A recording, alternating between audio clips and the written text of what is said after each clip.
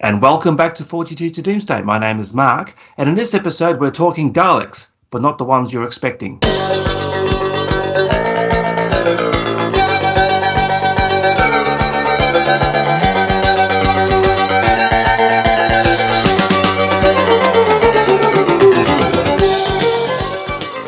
Telus Publishing are releasing Evolution of the Toy Dalek, Collecting Through the Ages, and we're delighted to be joined by the author of this magnificent tome, Alex Storer, as well as contributor and fellow Victorian, Doctor Who fan Mark Dunne. Welcome to the podcast, chaps. How are we? Hi there. Pleasure to be here. G'day, Mark. How are you, mate? Good, mate. It's always nice to talk to a fellow Australian occasionally, and especially a Victorian. Alex, how are you going today? Yeah, not too bad, thank you. Very excited to be on here and to be talking about the thing which has taken up the best part of my last year. Before we delve into the book, tell us about your personal history with the program. How did you start watching it and transition from that viewer to fan stage? That's something that I was thinking about when I wrote the introduction. It's a difficult question to answer because I don't have a clear point in time when I think, yes, that was when I first started watching the show. I think because my parents would always have it on, I probably just kind of grew up with it, and as I got older, became more aware of what I was watching, and I have some very vague recollections of watching it on a black and white TV, possibly Tom Baker stories, but my earliest clear memory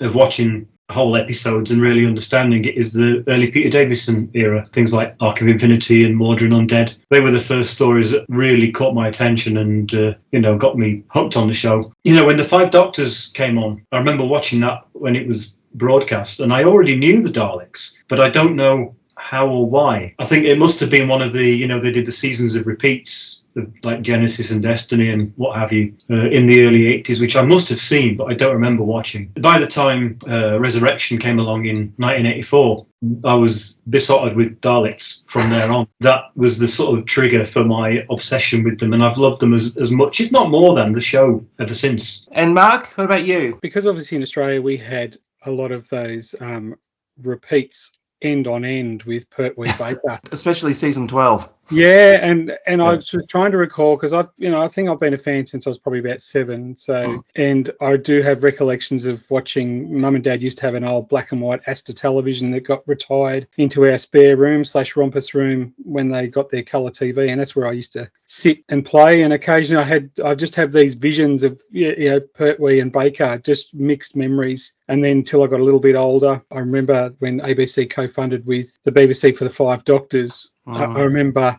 Mum and Dad used to love watching a country practice show over here, and I had this memory of when the ad break went on, flicking across to the ABC and watching the Raston Warrior robots take out the Cybermen. So, but I've just got mixed memories as a younger kid, and then obviously as you get into teenage years, doing the video trading at a mate who had a beta recorder who was recording a lot of the Davo episodes and some of the Bakers, and he'd bring them into school and we'd transfer them across to VHS and take them home and watch them. But yeah, just a stable diet as I was getting older and older, just watching all those repeats in between the Goodies and Banana Man and all those other, and Danger Mouse and all those other shows that were on at the time. And I had a friend that immigrated from the UK when I was in grade 6, and he was probably one of the only other kids in the school that was a Doctor Who fan. So I found someone else that could talk nerd, essentially, because obviously way back then in the 80s, people looked at you a bit funny if you watched Doctor Who, mate. Absolutely, had your head flushed down the toilet. Yeah, literally, and you get called out, and it was and that's why even now to this day I really don't sort of advertise that I'm a fan because of that whole social stigma thing. But it's quite a solitary existence, I guess, especially back then in the 80s. So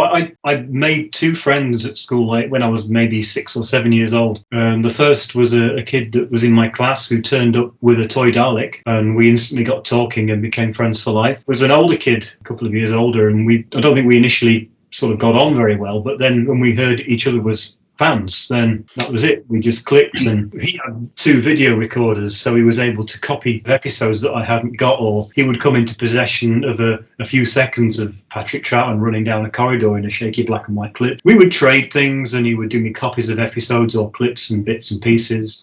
But I do remember that once we became friends, the first thing he did for me was he gave me a recording of the Five Doctors, so I was able to watch that again for the first time since it was broadcast. This is in 1980. 6, maybe, something like that. So it was very exciting at the time. The Five Doctors is a great touching on story, isn't it? Like the 20th anniversary was very exciting at the time. A lot of people of our vintage have so much fond memories of that story, and it's interesting to see if the Day of the Doctor in, say, 20 or 30 or 40 years will have that sort of same resonance. I've already forgot what happened, didn't it?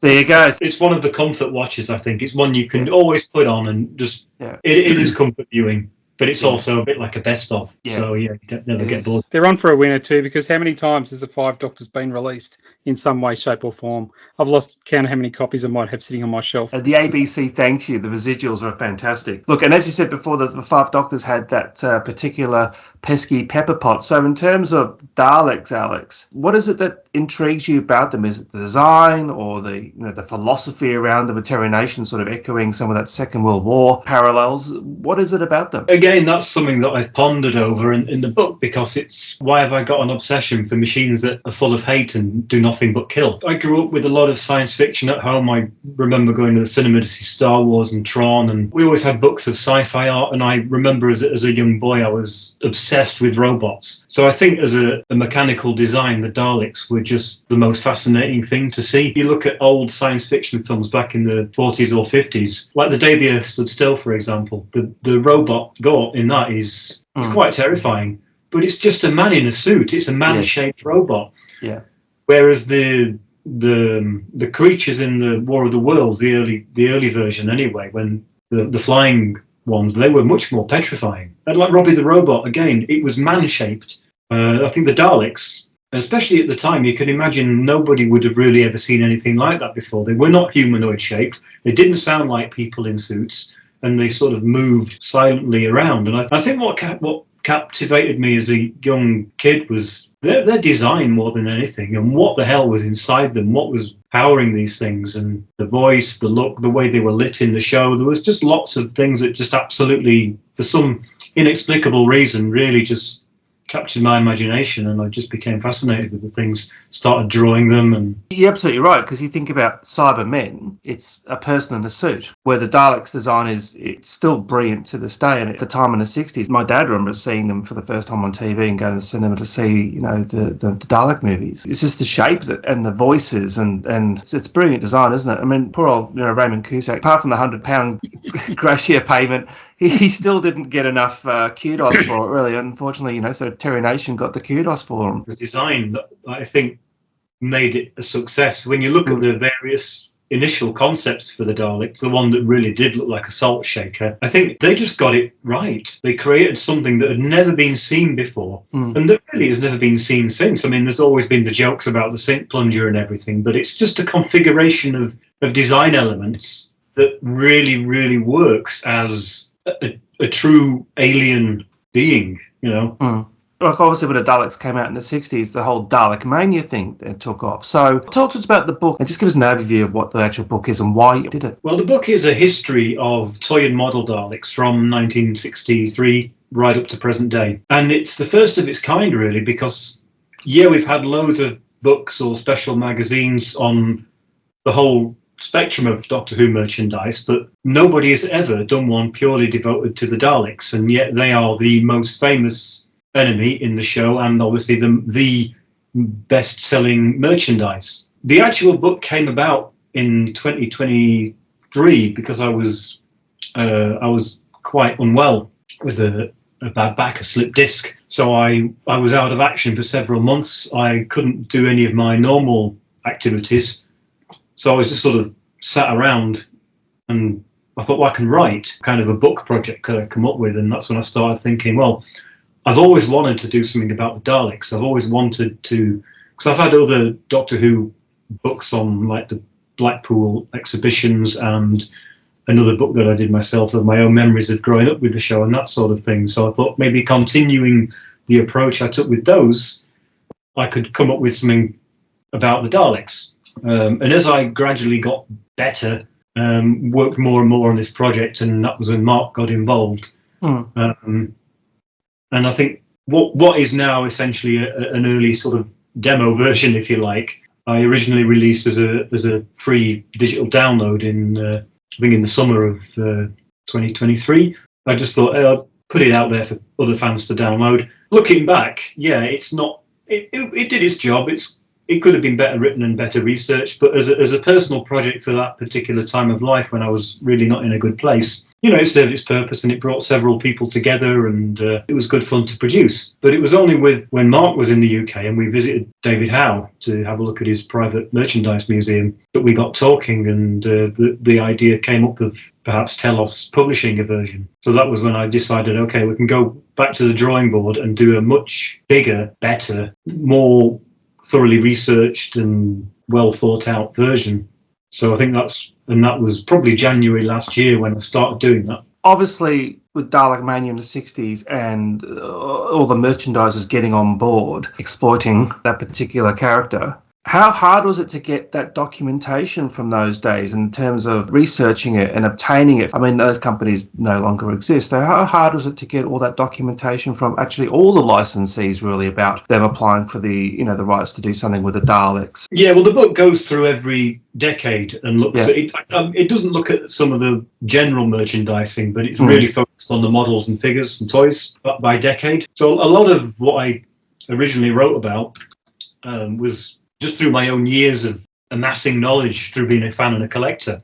But when I started writing the new version of the book, I think it was more about talking to other collectors like Christopher Hill and obviously David, who has an encyclopedic knowledge of Doctor Who toys, combined with a lot of online research and that sort of thing. But I think as the project went along, it became easier to track people down to speak with, especially in the more later years. But, for example, I got to speak with a chap called Bob Brechin, who was the head toy designer at Palitoy in the 1970s. Yes. So he was the guy behind Action Man, Action Force, Star Wars, and, of course, the Doctor Who range. So being able to speak with somebody like that, just to even answer a few simple questions on that sort of thing, was really, really interesting. So while we didn't really track that many people down from the 60s or 70s, I think it was more, to get what information that I had got that I already knew from various sources, getting that verified, and any other little sort of facts and this, that, and the other. But quite proud of the list of interviewees that we've got in the end, because it was more than I ever dreamed of.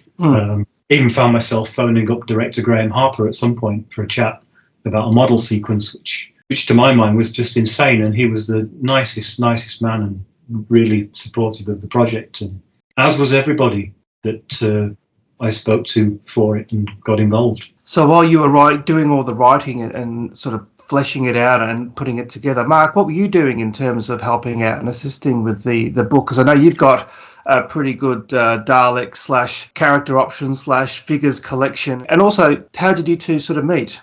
Yeah, it's really funny. I've sort of gone back and tried to timeline it, and it all stemmed from a project that's still to be released. And I posted some images on a Dapol website on Facebook from my visit to that Welsh exhibition in 2003 before it closed. And I just sort of had them, just basically a walkthrough. I was very lucky. The day I particularly went was during a weekday. It was getting towards the time when the exhibition was closing down. The shop was pretty much bare, but the exhibition itself was still there.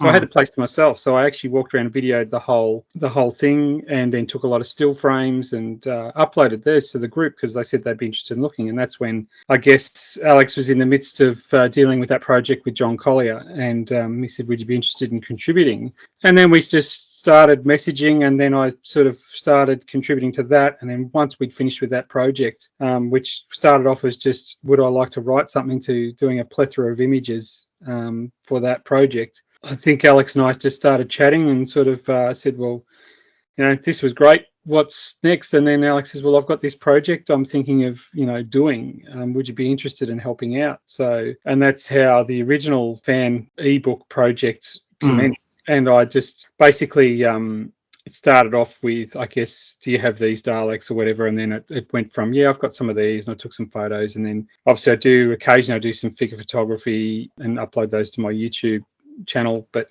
essentially I could do some thematic type stuff with the figures that I had, and I'd find some, like, I don't have a lot of the 60s stuff, but I've got some representation from that and beyond, but a lot of the character and 80s type stuff. So I was able to sort of contribute some of those sort of images. And then it was just really a constant, almost daily conversations. We would be on Messenger. And I think the friendship sort of really grew from that, because I have recollections we'd be messaging multiple times a day, just going through, discussing the book, getting opinions. Alex would just say, what do you think of this? And we just bounce off each other. I'm basically, as Mark, I think we discussed, Unit's unpaid scientific advisor. Yeah. Just not with the frills. Yeah, so essentially that's really how it all stemmed out, just a plethora of images from my own collection, some opinions, some conversations. So Alex had another head to bounce off, so to speak. And and that's sort of really how it went. And I did a contributing article for the original with 5 others, I think. Alex, is that right? Was there 6 contributors in total, I think, from memory? 5 or 6, yeah. I think count, something like that. So then when that all went out live, we had a very small, just a contributor run printed out just for us, just for for recording purposes, to have something there on the coffee table for me to look back on to say, yep, this looks pretty good. And that's when my UK trip was sort of planned. We'd finished that project, and by that stage we got, talking every day. And I said, well, I've got a trip planned. Do you want to meet up face to face? And I'd sort of planned a UK tour over about 3.5 weeks of catching up with some of these people I've been, speaking to, either by this sort of means or on Facebook. We did a little trip to Neil Cole's museum up in the Northumberlands. Yeah, did a little bit of a road trip, and that sort of cemented our friendship a bit more. And we've been going like that ever since. And so pretty much anything Alex is doing, I've always got an ear in on what he's doing now. And we sort of like to collaborate on little bits and pieces in what shape or form I can. So yeah, it's been fun.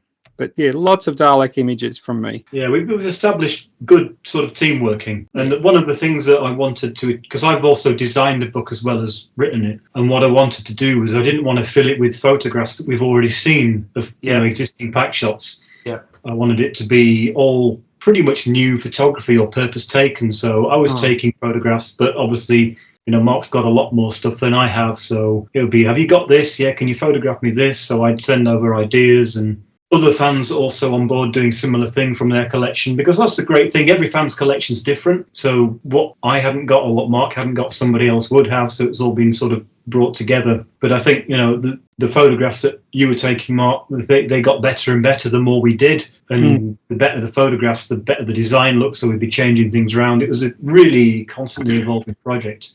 And I think in the end, we've got over 600 photographs in the book, the majority of which were all purpose taken for it. There's only a very small number of photographs that you might have seen elsewhere before. And especially you're designing the book, but you're also writing it. Sometimes it's hard to sort of separate the two. If you're doing it together and you're thinking this is how it should work, you sort of need a couple of pair of eyes to sort of do that separation. It's like one man's talking to himself in the forest, think it's all wonderful, but Absolutely, yeah. I work on a lot of one-man projects like that, but when you're writing something and designing it, when you're putting your text in and doing the layout, you're not proofreading it, and even when you try and proofread it, you end up checking the design, so you really need other pairs of eyes. And a good friend of mine, Richard Hayes, wrote several pieces for the book, including the foreword. Richard was lucky enough to have experienced Dalekmania at the time, so he was very well placed to be writing about that sort of thing. But he's been an invaluable extra pair of eyes on it, as has David and his partner Steve, who will tell us.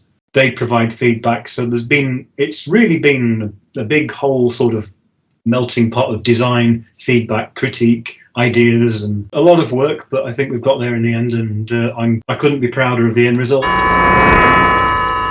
When I think about Dalek toys, I think about the Louis Marx ones in the 60s, the Palitoy ones in the 70s, which sort of begged for one. I never got one. I look at the prices on eBay now for one in a box and going, I'll have to sell a kidney. And then you got the Severn's Dalek, which for me, the advertisements of Doctor Who magazine, and of course, we'd never seen anything like it over here. A friend of mine actually imported one and built it in the 80s, did a great job in it. And of course, he got now the character options one. So in terms of that merchandising evolution, they really haven't really gone out of fashion, haven't it? Even in the 90s when the show was off in the, hashtag wilderness years, and then Dalek Toys had the movie one. So it's always been, from a collector's point of view, they've always been out and about. They're a guaranteed seller. Yeah. And I think, like you say, even in the wilderness years, there might not have been that much Doctor Who stuff, but you'd still see some Dalek stuff coming out. And in terms of accuracy, I think Product Enterprise really hit the nail on the head. They're 12-inch remote control Daleks, and their smaller versions that you push the button on the front and they chat. They were fairly accurate to the design. They're probably the most, until obviously Character came along and then started doing their versions, but they had some issues initially when they were trying to get the dimensions of the Daleks and so forth. But that was probably when I saw they the most accurate looking, and those Severn models were pretty good too. And I should also give a shout out to the Dapol ones, because they were the ones in the 80s that were actually in toy shops, and they were pretty good for the time as well, the Dapol ones. Manufactured in North Wales, Mark, in Llangollen.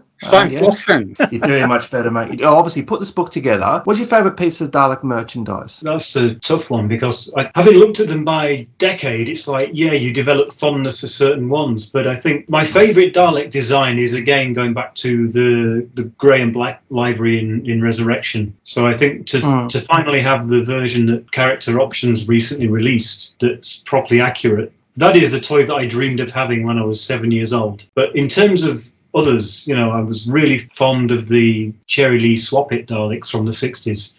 They were the ones that were in different colours and you could swap all the different bits around and customise, if you like. The accuracy wasn't quite there, but there's something just so wonderfully sort of kitchen 60s about them. I just really like them. I think they're really cute. They're really collectible. They've got something really, really nice going on with them. And it's the same with the Talking Dalek from Palitoy in the 70s, which I think was actually the first toy that I got because I found one in a school jumble sale in 1986. Because all I'd longed for as a kid was a toy Dalek, and they didn't exist in the early 80s. The big Severn Model, that was a big model. You couldn't play with it. Your other toys were out of proportion with it, and it was fragile. And I've written about this in the book, but I remember walking into the school hall with a few coins that I'd been given by my parents to spend on anything that I saw. And, everybody had been asked to bring in their unwanted toys and games, and it was all just strewn out all over the place. And I walked in and immediately saw from the other side of the room this Dalek. So I made a beeline for it, thinking I was hallucinating. And no, there it was. It didn't have any guns, but it was a proper Dalek. So and it happened to cost exactly the amount of money that I'd got on me, and realised that when you put batteries in, it talked. So that was just amazing. Very soft spot for the Palitoy Daleks for that particular reason. Alex, I reckon you're underestimating your travelling to the table. You said you make a beeline for it. I reckon you ran like a madman, throwing old ladies out the way, trying to get to the table to acquire your toy and say, "Get away, kiddies, it's mine." I remember physically shaking as I was picking it up because I could not believe that there was a Dalek there, and I was terrified somebody was going to come in front of me and take it away, but that never happened. It's like buying air fryers at Aldi. I mean, the same sort of thing, mate. You got a whole pallet of them. It's me and an old lady arguing against the last one. I can completely understand. And what about you, Mark? Because you've got an amazing collection of stuff. What's your favourite piece of Dalek merchandise? Being nostalgic now, I guess I love the Dapol range. At the time, I thought they were a bit ugly and a bit inaccurate, but they were the only things I had, because I'm looking at that. It was probably mid to late 80s, when was it 88, 89, I think, when Dapol started churning those things out, or at least here. And I saw it. I jumped off the bus from school and went to a newsagent's and discovered the Doctor Who magazine, and on the back cover was this an advertisement for a range of Dapol products, and an Australian distributor was mentioned. And then obviously that's when I started venturing down to Melbourne and found Minotaur books. When they were in, I think, Burke Street. Lo and behold, here's these action figures in the 3.75 range of these little pepper pots. So I started buying a few of those. But when you compare them to that, I think that's probably my most nostalgic piece, is the Dapol stuff, because I've had that connection of going to the exhibition and being in the township, and just and then recently revisiting it. Obviously nothing left there now, but I did my little revisit tour, and when I was met up with Alec, from a nostalgia point of view, that's probably my little Dapol cabinets are probably my key thing. And one other Dalek that probably stood out was the Product Enterprise movie Dalek. I had a black and gold one that I was, like Alex, he worked into a shop. I think it might have been an ABC shop or somewhere like that. It was outside of the normal, because I grew up in country Victoria, so didn't have access to a plethora of Doctor Who products. So whenever I did see something, I'd see the logo and make a beeline like Alex, pushing old ladies out of the way, running to the back corner to see what was there. And I found this 12-inch remote control thing, which I've still got. Been a great little toy. So that's probably my couple of favourite pieces. The Dapol Daleks, they were a real sort of game changer in a way, because they were the first full range of Dalek toys that had ever been produced. Because prior to that, we'd had the Citadel miniatures, the little metal figures in the mid-'80s.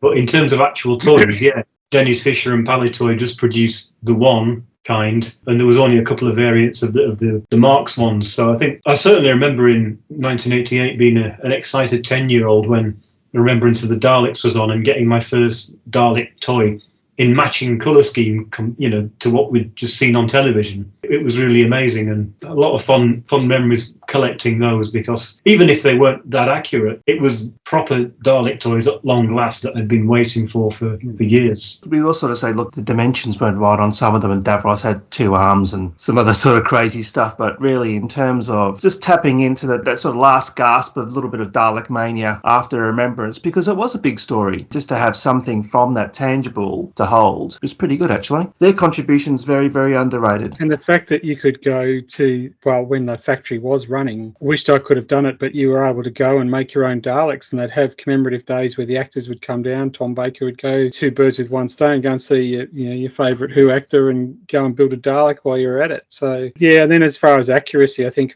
my all-time favourite now is the character range, obviously, because I've got so many of them. But yeah, from a Nostalgia Fest point of view, that sits well in my heart.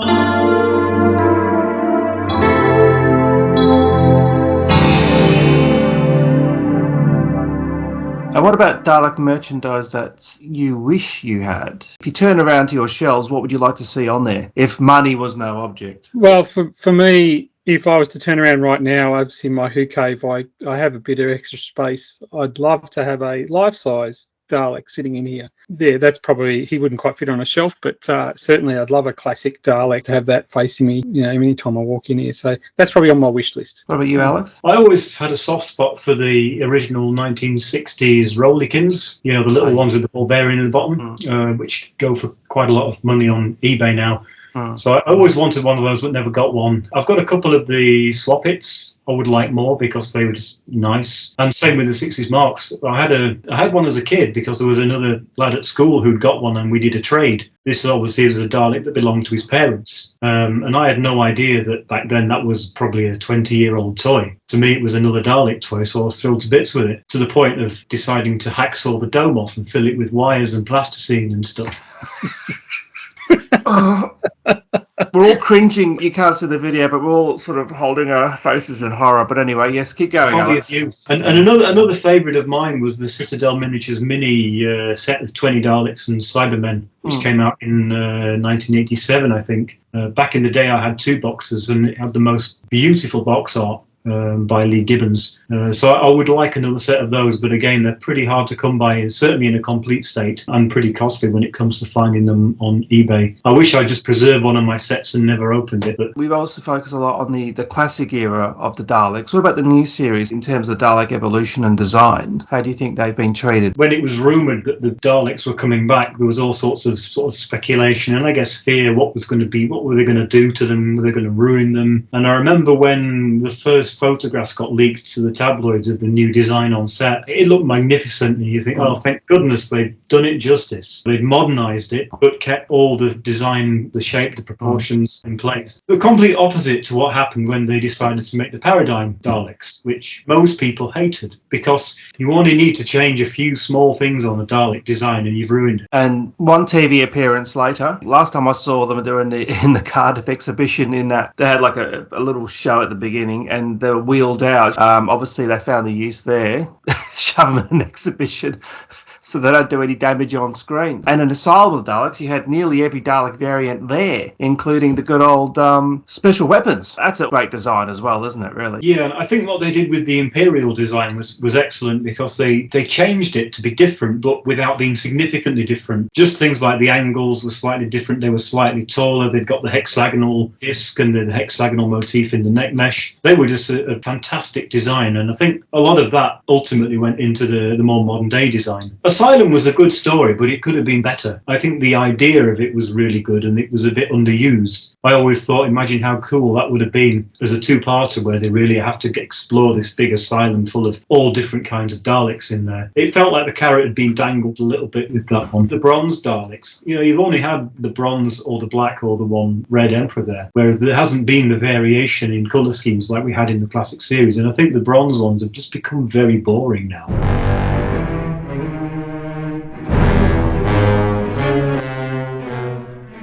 Alex, can you give us a bit of a rundown in terms of people that want to buy this book, what they're going to expect? Well, it is a history of toy and model Daleks, but it is told also from a personal point of view as a fan and as a collector growing up with these things. It's not a dry history. There's quite a lot of anecdotes in there as well, little personal stories. And every model that I've looked at I've critiqued it, look at what worked about it, look at what didn't work, and also try and find out why. For example, like in the 60s, why were the toys so inaccurate? Once Telos sent me over a copy of the 1960s BBC style guide for Doctor Who. All that people were given to go on was a side drawing in line art of a Dalek with no scale, no proportions. So I think toy manufacturers, they had to make do with what they'd seen on TV and what this one-dimensional drawing. There's a lot of critique in the book, a lot of sort of complaining about the number of side panels or shape of hexagons and Dalek balls and this, that and the other. I've also looked at when commercially available toys and models have been used in the series in visual effects shots, and I had help from Mike Tucker and Matt Irvin, two of the obviously legendary VFX guys. So that's been quite interesting, looking at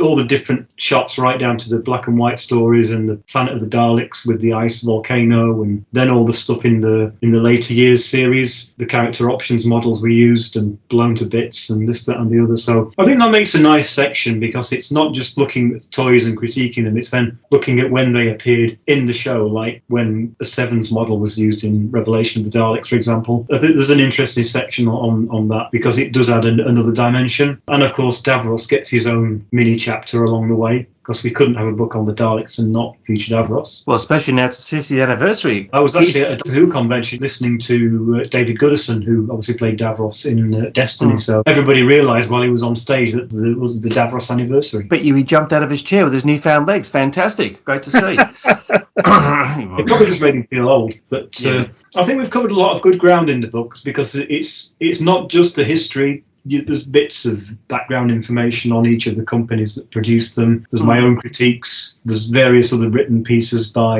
Richard Hayes, taking a bit of a different angle, a different look at different aspects. Like we've got a section on why red Daleks were so popular, things like that. I deliberately also avoided going into the wider merchandise. Yeah. But I think there is a bit of the extra stuff that you got in the 60s, like you Dalek money boxes and bendy toys and nursery toys and that sort of thing, or the War of the Daleks board game in the 70s. But I really wanted to stick to the remit of toys and models. So that's really the focus of what we've done. And Mark, how did you go about setting up your shot? Was Alex saying, I need this model, I need this photo of this type of Dalek? You go off and either have it in your collection or... When Alex would say, look, I'm writing, a bit about character, or I'm writing a bit about the Dapol, obviously, I've got a fair bit of that sort of Dapol character range in en masse. But it was about, and as Alex said, as I was taking more photos from the original project to the Talos project, my photography skills probably increased a little bit, knowing more so what theme I'm trying to, be on the same level of Alex as what he was looking for, what he was trying to achieve, because to go hand in hand to have those shots that would mirror what he's discussing. So I would go back to the, good old days of the BBC and visual effects, and I'd make little sets, or I'd have smoke machines, or and there was some shots I'd previously already created that we thought were still good enough to go into the new book. But essentially, like even the Destiny range of figures that character brought out, I went to the extent of building a little mini Scaro set from sand and polystyrene and basically and a lot of perspective shots and stuff to make it look the part. So those sort of images, instead of just being photos on a shelf of a Dalek sitting there to say this is a representation, I thought, well, people are going to be flipping through this as like a coffee table book. As already pointed out, there's been no other type of book like this before that I think from a fan's point of view, they're like me, it's a visual aid thing as well. you can sit there, you can flick through it and read through those articles and then also have those comparison photos. Yeah, so a lot of them are recreated, like, just either stuff in the cabinet, the Citadel miniatures stuff. I have actually got an almost mint box from those with some of the figures that I got in the 80s when I did a swap for my Robotech figures, and I got a heap of Daleks and Cybermen out of that deal. But then recently, a mutual friend of ours, Aaron Challenger, had in his store, happened to have a box that was almost near mint, so and a few unpressed figures. So I had to obviously take that into my collection. So I was going to say, you raced down to Melbourne breaking all speed records. Yeah. And look, and as I said, and then when it came to looking at some of the other types of Daleks and prototypes, obviously our mutual friend Aaron Challenger, who has Aaron's Collectibles in Melbourne, is a massive Who fan, is probably an understatement, and collector. And obviously he was very generous in being able to let me take some of those away from the store to do some close-up photography on. So just to give an idea what some of these prototypes and stuff looked like before they hit mainstream. So yeah, mixture of themed photography using lighting, smoke machines, all that business, and then obviously some straight-laced photography as well, so for cut and paste for the book. But yeah, generally a fun project to work on. So you weren't doing like sort of dioramas, you're doing like Dalek-ramas. Yeah, Dalek-ramas. So yeah. I would try and replicate, and even going back to Classic Who mainly and looking at some key photographs that have been taken, like some of the things, like as an example, like these, the Colin Baker and the Revelation Daleks in the black background and smoke, and trying to replicate the older style Daleks again in atmospheric. So yeah, look, it was just a mishmash of trying to either replicate something that's been out there in figure form or just to give that impression. But yeah, all in all, great fun little project to work on, and happy to keep working with Alex as long as he wants to have me as the unpaid scientific advisor. Actually, Alex, I do want to ask you a very nice question. You mentioned Planet of Daleks before with the ice caves.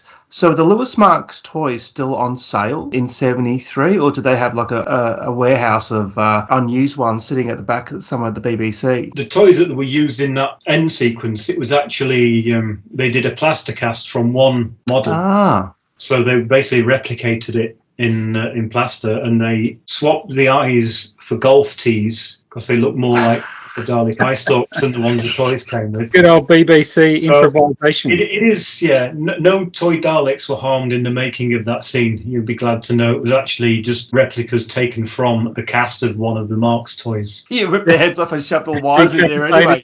Decapitation of the Daleks. Yeah. Hey, maybe Character Options are missing a trick. They should be doing the plaster cast set from Planet of Daleks. Interesting as well. I think, was it the Hertz Dalek, Alex, that when I went to the Mike Tucker's exhibition that he set up at the Gunnersbury Park, where they had snippets of Doctor Who plethora, and obviously had the original prop Dalek from Remembrance in there restored. Wow. But also he had set up, like you mentioned previously, the 60s recast Hertz that he used for that Blu-ray special, where they made the conveyor belt with all the multiple Daleks. And so I took some photography of that, and also the character option stuff where character had organised empty shells, I think, of the larger Daleks for them to utilise for the newer series episodes when they were doing those shots on Skaro. And for me, these couple of projects have sort of stemmed a bit of my own creativity. So I currently have negotiated with Al Juar from Character Options and Ed Barnett Ward, and I'm doing a series of videos by YouTube just revisiting, I guess, some inspiration. I've always wanted to delve into that, and I'm not, a proficient writer like Alex is, but happy to network people and get people together to chat about stuff. So currently in the works, we've released episode 1, just to chat about 20 years of Character Options and some of the initial challenges and that faced moving forward to the current series. And that's been a fun little project that's now ongoing. And then obviously Alex and I have discussed, I'm under using my Who Cave Conversations banner, looking at some other little further projects down the track that we might do together, and get some Who people to talk to, get some interesting insights into stuff. And I've spoken to Neil Cole already about his wonderful little museum.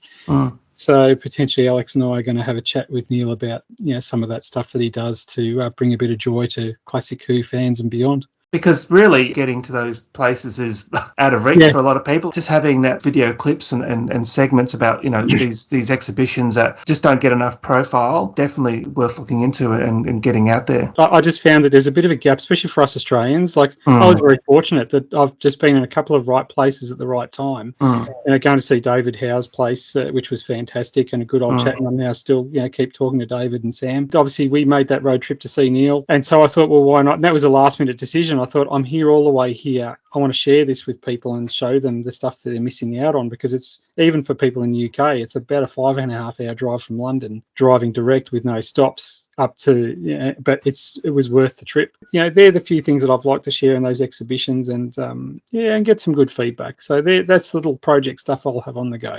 And we're used to driving those long distances, Mark. I mean, a lot of people in the UK, they have to stop at a little chef every 10 minutes and have a cup of tea. Pull over. Yes. And, whereas I was fairly resilient and drove directly.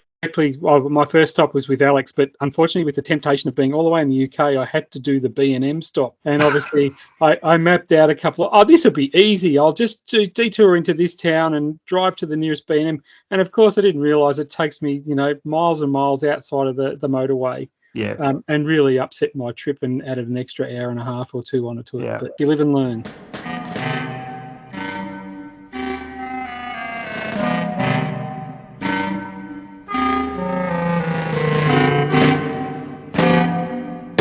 So, Alex and Mark, if anybody wants to buy this book, where do they get it from? Well, the book is out now, and it can be ordered directly from the Tellus website. In the UK, it's been listed on Waterstones, WH Smith's, and of course Amazon. Buying it direct from Tellus, of course, publisher and author make more from it. And I think there's also links via Tellus distributions also in the US and New Zealand, I think. Yep, I think there's information about that on the Tellus website. You finished this great tome. What's next on the horizon? Well, I'm currently working on a new version of the Blackpool Remembered book. This will be available in print. And this is, if we look back at the first Blackpool Remembered that myself and John Collier produced in 2020 now, that was a 400-page ebook. So with 2025 being the 40th anniversary since the Blackpool exhibition closed, I thought it would be a nice idea to sort of really condense that into a best of, if you like. So I've been sort of mostly doing that myself, updating some of the content with stuff that we've found out since then, or updated pictures and this, that and the other, but a much more digestible size and a format that can be printed. I'm hoping to have it finished by Easter, because that would have coincided with when the exhibition season opened. So as a commemorative book, I'm hoping to that's going to be self-published, so that will be coming out then. And we have been working on a book about the Llangollen exhibition and the Dapol factory. As Mark said, that goes way back a few years now, and that's mainly, I think, in John's hands. So we'll be picking that up and finishing that at some point as well. Because the Blackpool Remembered book was fantastic, and especially I was very lucky to go there when I used to live in the UK, and I just remembered reading it all day. It was just a great trip down memory lane in terms of the evolution of the exhibition, how things were staged. I just remember the Dalek, you go down the stairs and that Dalek voice just scared the rubbish out of me. And then you also did Longleat Remembered as well. Great as well. I was lucky to go there, and I'm looking forward to the Llangollen book. I had pictures of me sitting in Bessie, apparently the non-canon one. That's called Magnety. That was his own that he had made sitting out the front for events and weddings and things. Last time I had Alex and John on, they broke my heart when I said to them I sat down in the real Bessie. They said, no, you didn't. You sat down in a non-canon one, like the Temu version of it. And I was really upset for days, so I haven't forgiven them that much. Yeah. Really looking forward to seeing that book, and we'll get you guys on when that book is about to come out as well, and make sure you guys can pronounce Llangollen correctly. I'll practice in the meantime. You better get that phlegm going, mate. Get that phlegm going. So, gentlemen, look, thank you very much for appearing on 40 to Doomsday. Again, go and check the book out. I'll put the links in the show notes, but I encourage everybody to order directly from Tellus, this fantastic book. Alex and Mark, thank you very much for both appearing, and congratulations on the book. I can't wait to get my hands on a copy, and we'll talk to you blokes soon in terms of any upcoming projects, especially around the Llangollen Remembered. Ensure that you boys get the name and the pronunciation correct before it goes to publication. Of course we will. Thanks, guys. Thanks, guys. Bye-bye. Bye. All the best. You've just listened to another episode of 42 to Doomsday, the podcast that loves talking about Doctor Who. We'd love to hear from our listeners. Please drop us a line at 42todoomsday@gmail.com. We can be reached at facebook.com/42todoomsday. If brevity is your game, we can be found on Twitter at 42todoomsday. Please check out our blog, 42todoomsday.wordpress.com, where Mark and I occasionally have something interesting to say. Aside from iTunes, you can listen to us via Stitcher and Player FM. If you enjoyed listening to us, leave a review on iTunes. As always, thank you for listening. Have a great week. We'll speak with you again soon.